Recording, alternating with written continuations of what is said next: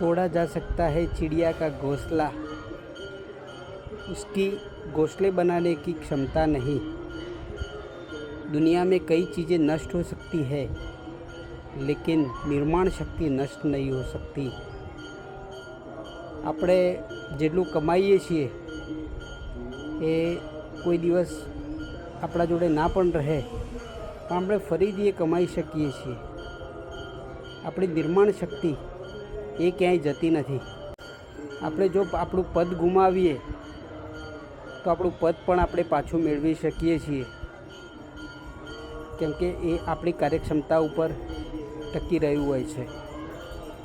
એટલે આટલો બધો વિચાર કરવાની ક્યાં જરૂર છે? ડિપ્રેશનમાં ક્યાં જવાની જરૂર છે?